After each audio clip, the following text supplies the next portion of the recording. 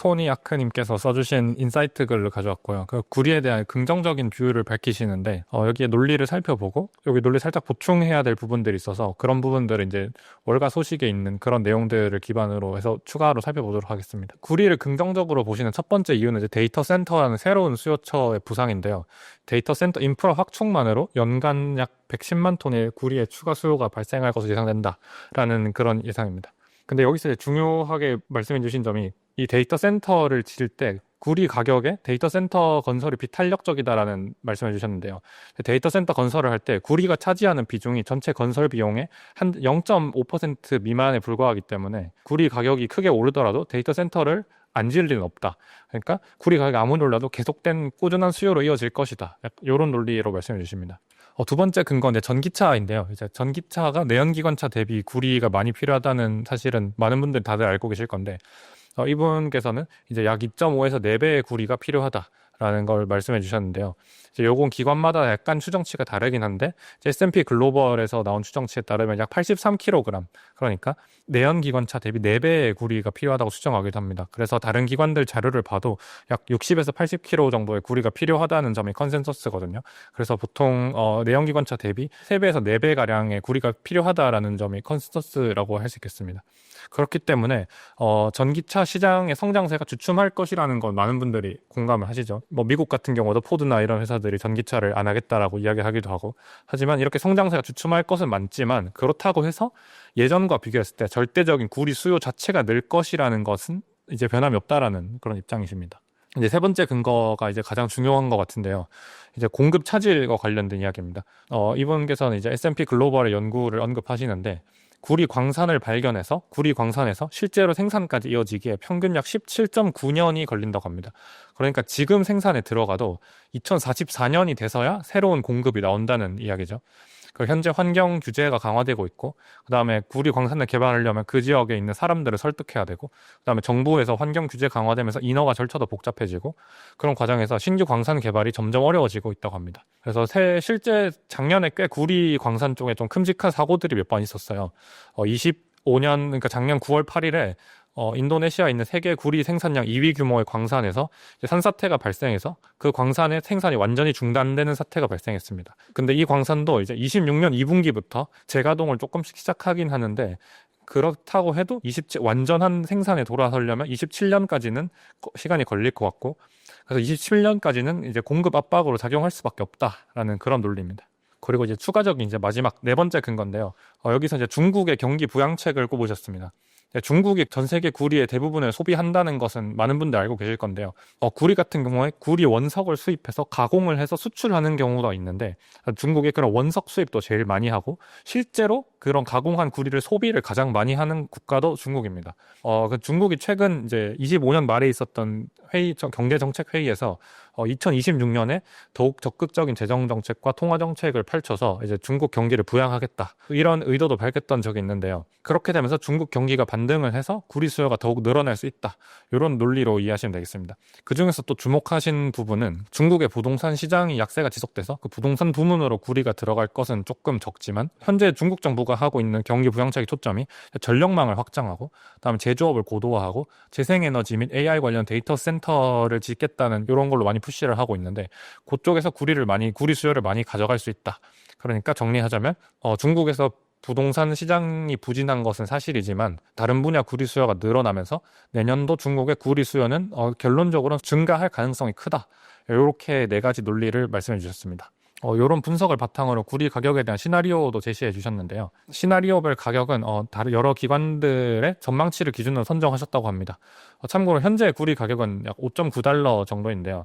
부정적 시나리오인 경우에는 글로벌적으로 수요가 둔화되면서 구리의 공급 과잉 상태가 지속되는 경우, 그다음 기본 시나리오의 경우에는 지금처럼 현상 유지인 경우입니다. AI랑 데이터 센터 사업이 적당히 계속되고, 그다음 전력화 사업이 계속 적당히 되고, 이 부분에서 구리 수요가 조금 늘지만 공급 부족도 뭐 앞으로 큰 이슈도 없이 그냥 지금처럼 고만고만하게 나아가는 정도 해서 현재 수준의 구리 가격 또는 살짝 하락할 가격을 유지할 수 있다는 게 기본 시나리오고요. 공격적 시나리오의 경우에는 이제 데이터 센터가 앞으로 더욱더 살아나고, 중국 경제도 반등에 성공해서 구리 수요를 막 빨아가고, 광산 사고 같은 게 추가로 올해도 몇 번 발생하면서 공급 차질도 더 커질 경우를 의미하는데요. 이제 작성자 분께서는 이 공격적 시나리오의 가능성이 가장 높다고 보고 이 시나리오를 이제 2026년 연말의 목표가로 제시하신 겁니다. 그래서 여기까지가 이제 요 분께서 써주신 벨리 인사이트 글이고요. 그래서 작성자분의 근거가 4가지 말씀드렸죠. AI 데이터 센터가 부상하고 전력화 트렌드로 구리 수요가 늘고, 전기차 부문의 구리 수요도 늘고, 광산의 공급 차질, 그 외에도 뭐 신규 광산 개발이 너무 오래 걸린다. 그다음에 요즘 또 이슈가 되는 게 구리 광산에서 구리 광석을 캐는데 이 원석에 그 구리 함유량이 너무 적다. 그래서 예전과 같은 구리를 만들려면 더 많은 원석을 캐야 된다. 이런 광산 쪽에 퀄리티 이슈가 있고요. 네 번째, 중국의 경기 부양책과 인프라 투자로 수요가 늘 거다. 요 크게 4가지를 있는데 요 각각의 근거를 기관들의 전망을 빌려서 조금 더 자세히 살펴보고자 합니다. 여기 이제 저희 벨리 AI 매크로 분석 콘텐츠에 보시면 월가 소식이라는 매일 올라가는 콘텐츠가 있거든요. 여기 나왔던 콘텐츠들에서 소개드렸던 기관들 전망을 바탕으로 구리 전망을 조금 더 자세히 살펴보도록 하겠습니다. 아까 첫 번째 근거 데이터 센터였죠. 이제 데이터 센터가 새로운 수요처로 부상할 것이다. 요것과 관련해서 많은 기관들도 이렇게 전망하고 있습니다. 여기 ANG 리서치에서 올해 나왔던 리포트 내용을 가져왔는데요. 여기서도 AI 붐과 전력화가 구리 수요의 장기적인 성장 동력인 것은 확실하다. 그다음에 2025년 상반기까지 데이터만 봐도 글로벌 데이터 센터 용량이 8.3% 성장했는데, 근데 중요한 건 이 8.3% 성장의 착공이 대부분 챗GPT 이전인 2020년대 초반에 착공에 들어갔다고 합니다. 그러니까 챗GPT 이후에 뭐 23년, 24년 이때 착공된 데이터 센터는 훨씬 더 많겠죠. 그러면서 이게 계속 공사가 이어지면서 구리 수요를 더 많이 가져갈 수 있다. 실제로 블룸버그가 집계하는 파이프라인 데이터에 따르면 2030년까지 4,700개의 데이터 센터가 건설될 예정이고, 근데 이것은 현재 운영 중인 데이터 센터 수 대비 60%나 급증한 규모라고 합니다. 실제로 뭐 마이크로소프트가 시카고에 지은 데이터 센터를 분석해보면 이 프로젝트에 총 2,177톤의 구리가 들어갔다고 합니다. 그러니까 이를 환산하면 데이터 센터 1메가와트당 27톤의 구리가 필요하다고 합니다. 그런데 여기서 살짝 다른 의견을 제시하는 기관도 있습니다. 요건 이제 골드만삭스가 작년 12월에 냈던 리포트인데요. 이제 데이터 센터의 구리 수요 부분을 조금 더 생각해 볼 부분이 있다는 거. 이 골드만삭스는 어떤 이야기를 하냐면, 골드만삭스도 데이터 센터가 구리를 많이 가져갈 것이다. 이 의견에는 공감을 합니다. 그러면서 수요 전망치를 4%에서 12%로 상향 조정했거든요. 그런데 이 골드만이 강조하는 것은 데이터 센터가 직접적으로 소비하는 구리는 전 세계 구리 수요의 1%에 불과하다. 이렇게 말합니다. 그러니까 데이터 센터가 아무리 구리를 많이 가져가는 것은 맞지만 이게 전 세계에서 구리가 소비되는 것에 비교하면 1%밖에 되지 않는다. 그러니까 데이터 센터가 아무리 구리를 많이 가져가도 전체 구리 수급 밸런스에 미치는 영향은 제한적이다. 이런 주장을 펼칩니다. 근데 골드만삭스가 말하는 건 데이터 센터는 오케이. 데이터 센터는 별로 구리를 안 먹지만 데이터 센터를 위한 전력망과 전력 인프라를 까는 것에는 구리가 매우 많이 필요하다. 이렇게 말합니다. 그래서 골드만삭스의 전망으로는 2030년까지 전력망 및 전력 인프라 부문이 구리 수요 성장분의 60% 이상을 차지할 것이라고 말합니다. 결국의 핵심은 데이터 센터가 아니라 전력망이라는 것이죠. 그래서 앞서 제시된 근거 중에 구리 가격이 올라도 데이터 센터 수요가 지속되기에 구리 가격을 지지할 것이라는 주장보다는 살짝 조금 요걸 비틀어서 데이터 센터보다는 전력망이 결국엔 핵심이다 라는 것을 알 수 있겠습니다. 근데 제가 요거 보면서 느낀 점은 결국엔 데이터 센터와 전력망이 똑같은 게 아닌가? 어쨌든 데이터 센터를 많이 지으면 전력망을 많이 지어야 되는 건 맞잖아요. 그래서 뭐 두 개 같이 볼 수 있지만 어쨌든 초점을 전력망으로 좀 더 맞추는 게 좋지 않을까. 이런 의견을 이제 골드만삭스가 밝혔습니다. 네, 두 번째로 살펴볼 것은 전기차 부문의 수요인데요. 이 작성자분의 근거는 전기차 시장의 성장세가 주춤할 것은 인정하지만 그렇다고 해서 절대적인 구리의 수요 자체가 늘어날 거라는 전망에는 변함이 없다라는 거죠. 왜냐하면 내연기관의 전기차로 조금씩 이동하고 있으니까. 그런데 이제 전기차 부문의 전망에 관련해서는 이제 올해 초에 나왔던 HSBC의 리포트를 가져왔는데요. 전기차 시장이 앞으로 어떨 것 같냐라고 했을 때 HSBC, 그러니까 홍콩, 상하이, 홍상에서 이야기하는 것은 유럽과 미국, 중국 3가지 국가를 나눠서 봐야 된다. 전기차 시장에 있어서.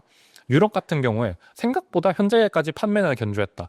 되게 오래 언론에서 유럽의 전기차가 안 팔린다, 유럽의 전기차가 부진하다 이런 언론 보도를 쏟아냈지만 생각보다 2025년에 판매는 견조했다. 그래서 2026년에 대한 전망치도 상향했습니다. 하지만 장기적인 전망치는 하향 조정했거든요. 그 왜 그러냐면 현재 EU에서도 내연 기관차 판매 금지 조항을 삭제하는 방안이 논의되고 있고 이러면서 조금씩 규제를 또 풀어가는 추세가 보이면서 앞으로 유럽에서도 전기차 전망치를 살짝 하향 조정했습니다. 반면 미국의 경우에는 HSBC는 부정적으로 평가했거든요. 현재 트럼프 행정부 아래에서 기존의 전기차 장려 정책들이 폐지 수순을 밟고 있다. 예를 들어서 뭐 전기차 세액 공제를 폐지한다든지 뭐 연비 목표를 완화해준다든지 이런 식으로. 그리고 미국 시장의 특성도 되게 중요하다고 이야기합니다. 다들 잘 알고 계시겠지만 미국 같은 경우 되게 대형 차량을 선호하죠.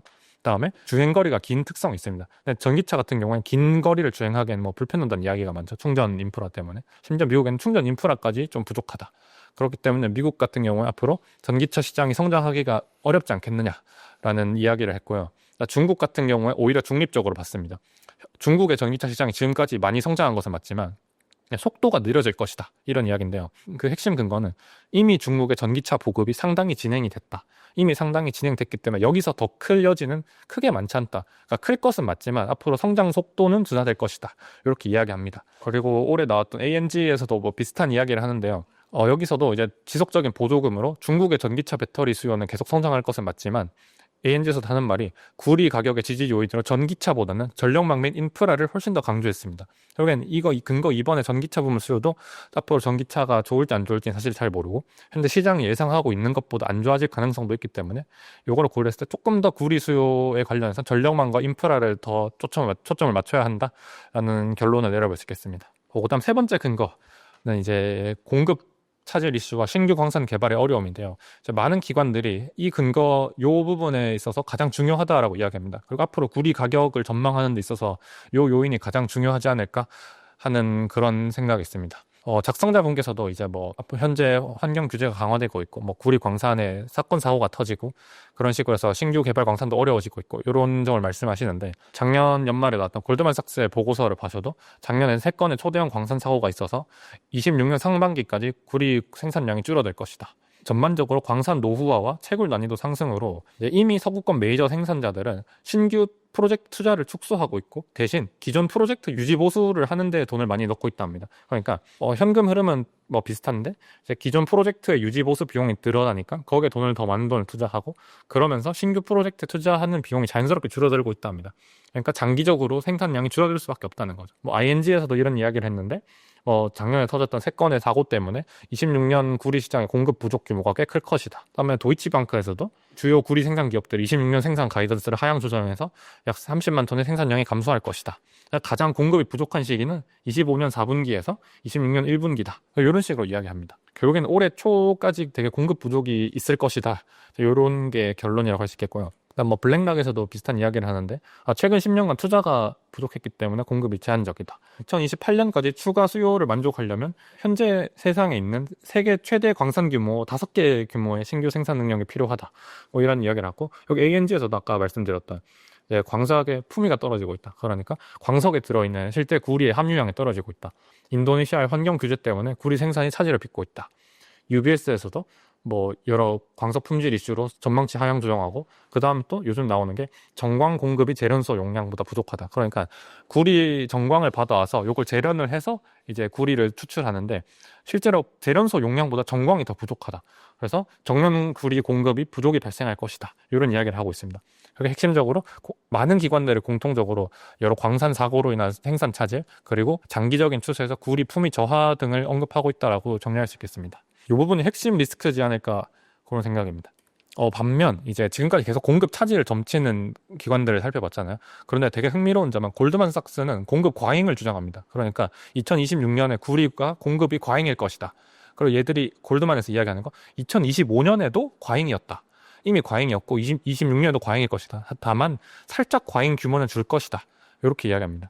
골드만삭스가 이야기하는 건 현재 구리 공급이 부족한 게 광산 생산 문제가 아니다. 대신 얘들 하는 말이 미국의 관세 정책과 비축이라는 인위적인 요인 때문이다. 미국의 관세 정책이 현재 구리 가격을 이렇게 요동치게 만든 핵심이라고 이야기합니다.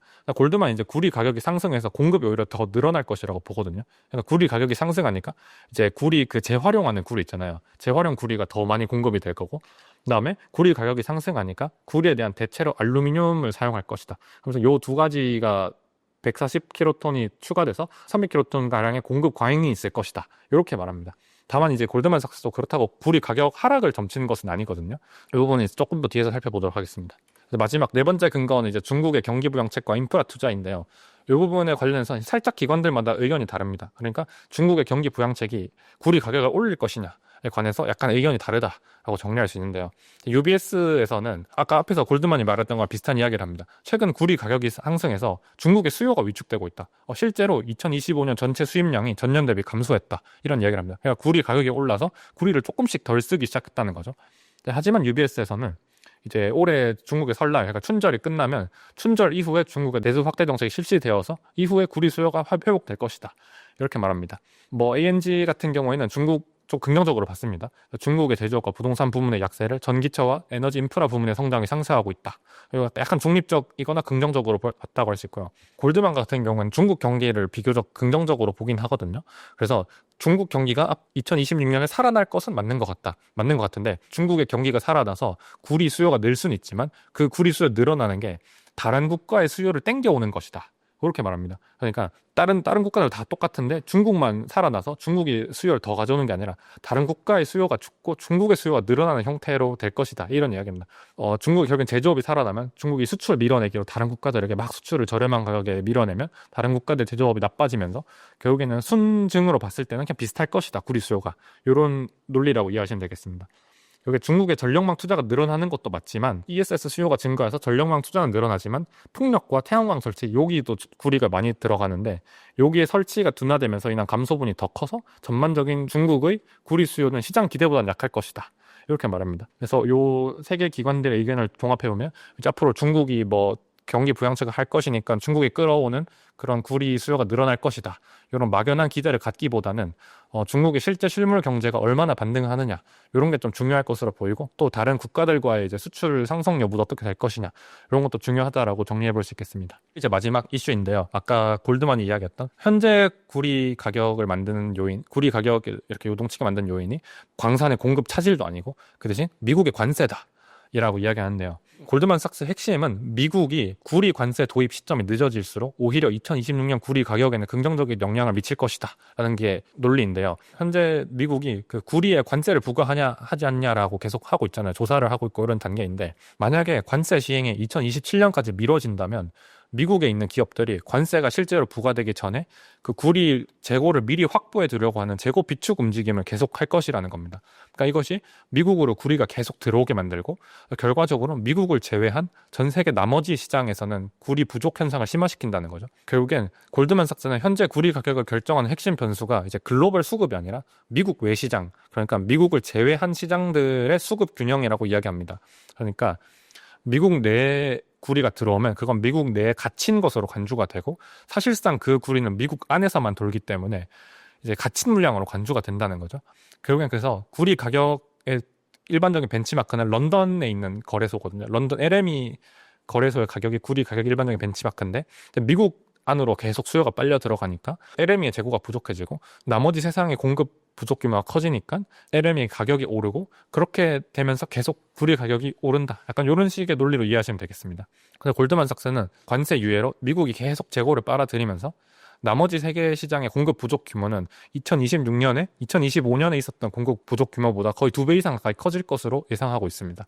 하지만 이제 마무리를 하자면 다만 골드만삭스도 장기적으로는 구리 가격에 대해 긍정적인 시각을 제시했습니다. 그러니까 2025년 연말까지는 구리 가격이 횡보하거나 살짝 하락할 수 있다. 하지만 한 2030년 이 정도 장기적으로 봤을 때는 이제 인프라라든지 앞서 말씀드렸던 여러 전력망 구축 같은 요인들로 인해서 구리 가격을 긍정적으로 보고 있다. 이렇게 평가했습니다. 네, 그래서 지금까지 내용을 정리해보면 올해 구리 가격에 영향을 미칠 핵심 변수로는 이제 가장 중요한 게 데이터 센터보다는 전력망 투자에 집중을 해야 되고 그다음에 주요 광산의 공급 차질 이슈가 추가로 나오는지 안 나오는지 이런 걸 주목할 만하겠고 그다음에 중국의 실제 경기 반등 여부와 중국의 수출 쪽 관련한 그런 메커니즘들이 어떻게 됐는지 그다음에 미국의 관세가 실제로 이루어지는지 아니면 얼마나 연기됐는지 이 정도 네 가지가 중요하다고 정리해볼 수 있겠습니다.